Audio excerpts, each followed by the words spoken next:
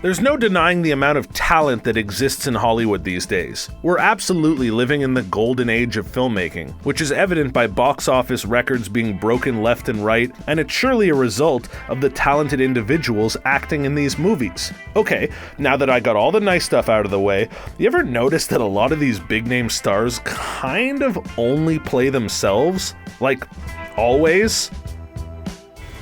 Don't get me wrong, it's entertaining. It's just not really acting that much. Like, have you ever seen a Denzel Washington movie where he isn't just Denzel Washington? He's played classic roles in movies like Training Day, American Gangster, He Got Game, Man on Fire, Inside Man, and a plethora of other classic titles. But the one thing that remains constant is his role, which never strays too far away from being the person's actual personality. He may don a different outfit and call himself something different, but you'd be lying if you said that all these roles came off as drastically different characters. And Denzel is far from the only one guilty of this. It's rampant in Hollywood, and in every genre of movies imaginable. Whether it's action stars, comedians, or even rom-com darlings, it's almost like the notion of an actor having to play a role has basically disappeared. There's no such thing anymore. Only people who get cast to be themselves. I'm not saying that as a bad thing necessarily, it's certainly fascinating. Let's start by examining some action heroes. The elder statesman of the group is Bruce Willis, known as perhaps the most badass hero of them all, John McClane from the Die Hard franchise, as well as from movies like Armageddon, Unbreakable, Red, and Looper, to name a few. He's always the exact same guy, who's willing to throw caution to the wind, who's gonna drop a couple hilariously sarcastic lines, and who's ultimately gonna save the day in epic fashion. Even when he's not doing action movies, like his part in The Sixth Sense, he's always just Bruce Willis. And the same could be said for Samuel L. Jackson. You may know him as Nick Fury in the MCU, or maybe as the guy from Pulp Fiction. Or if you're a real weirdo, then you know him as the guy from Snakes on a Plane. But there's one thing that remains constant, and that's Sam Jacko's affinity towards cursing. Something tells me that isn't a coincidence that a bunch of different screenwriters happen to all write similar sounding dialogue for this one guy. It would make more sense that Samuel L. Jackson is just a dude who loves to swear, and does so quite often, even when he's working. Staying within the tough guy realm, let's talk about Jason Statham for a second.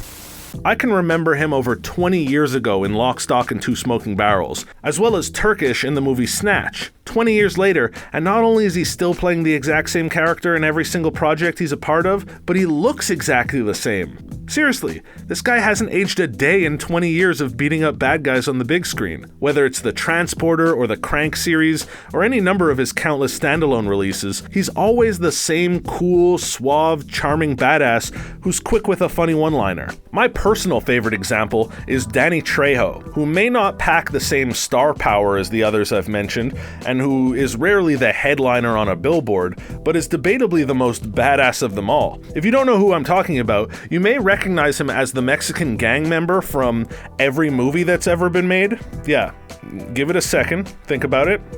Yeah, he's that guy. Then there's the biggest star in the world right now. He's the highest grossing actor and the most bankable action star on the planet. I'm talking about Dwayne "The Rock" Johnson. He's awesome. There actually might not be anyone on the face of the earth who's more awesome, but that doesn't hide the fact that he's quite literally just The Rock in every single blockbuster movie that he's in. With the exception of an early career role in Get Shorty, which was definitely outside of his normal character for obvious reasons, he's never been anything other than his typical butt-kicking, wisecracking, eyebrow-raising self. Heck, even when he was doing kids movies like The Tooth Fairy, The Game Plan, and Race to Witch Mountain, he's always the same exact guy. The same thing could be said for Jason Momoa, who I just assume gets all the roles that The Rock says no to. And while we're on the subject of action movie stars, and while I try to come up with a good transition to talking about comedic actors, let's take a quick moment to touch on Marvel movie stars, which happens to fall right in the middle of those two genres. There's three people who come to mind that are guilty of never really playing anyone other than themselves. Iron Man,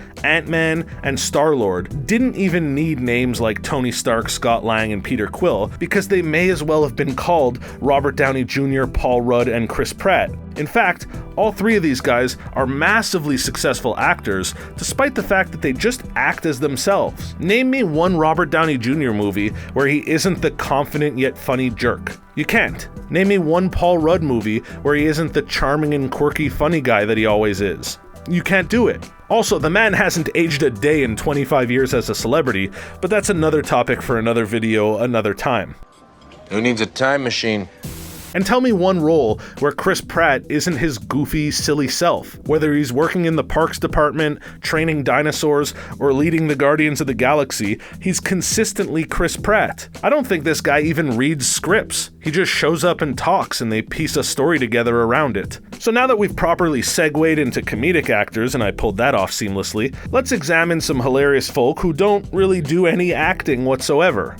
Some names that come to mind are Seth Rogen, who's always the same likable, giggling stoner. He's so good at it that he somehow managed to play himself while playing the role of an animated hot dog. You know what you get with this guy, some weird humor, that memorable laugh of his, and one point where he's gonna get all panicked and nervous and talk really fast while his voice raises. He actually literally plays himself in the movie This Is the End, and what's funny is there's zero difference between that role and the one that he plays in Pineapple Express or Knocked Up or any number of his credits. It's actually funny that I bring up This Is the End because I wanted to include Michael Cera in this video and talk about how he's always the hilariously awkward geek in every movie he's ever appeared in. But I can't honestly say every movie because the part that he played in This Is the End was the furthest thing from that. Unless that role was what he's really like in real life and the rest is just an act, which would make him one of the greatest performers of all time. One of my favorite television shows of all time is Curb Your Enthusiasm, where Larry David just plays Larry David to perfection. It's impressive that the man has made an entire successful career as an actor, having only really ever played himself. He's the epitome of a neurotic, nitpicky, hilariously judgmental curmudgeon. Nobody can complain quite like Larry David can. It's honestly a gift. Also, do me a favor, to save me from having to come up with more things to say, just rewind this video about 30 seconds and replace any instance where I use the name Larry David with the name Woody Allen. Thanks.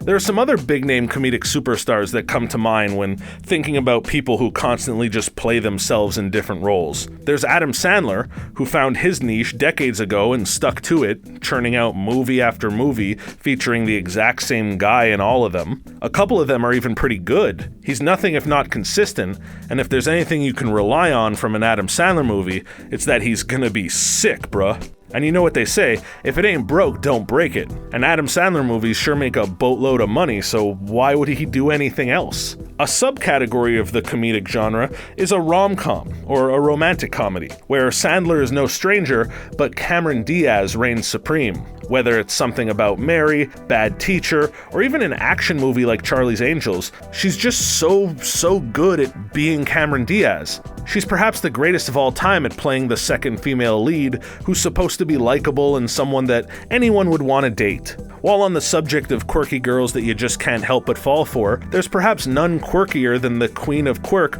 Zooey Deschanel. She's so different from those other girls that she doesn't even spell Zoe properly. Whether she's the quirky love interest in Yes Man, or she's the quirky love interest in Elf, or she's the quirky love interest in 500 Days of Summer, you can really get a grasp for what she's good at. Now, I don't want you to think that I'm zeroing in on all of these examples as a bad thing. I think it makes a lot of sense that this is the stage we're at in movie-making history. Think about it. 30 to 40 years ago, we had significantly less actors working in Hollywood. Heck, in the 40s and 50s, you had like a dozen people to choose from in order to fill every role. Nowadays, there's such a diverse palette of actors that nobody needs to stray too far away from who they really are. The days of an actor snapping into a role are fewer and farther between because now there's typically someone who could properly fit the bill, and I think that's a good thing.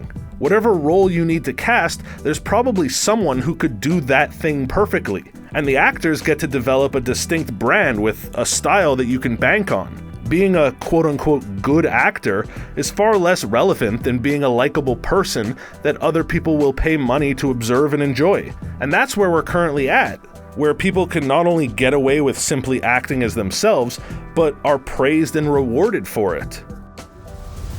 How do you feel about that? Is there a certain individual whose persona you just love and will go see them no matter what they're in? Let us know in the comments section down below. And before you go, make sure to hit that thumbs up button and subscribe to ScreenRant to stay up to date on all of our latest releases. Until next time, bye!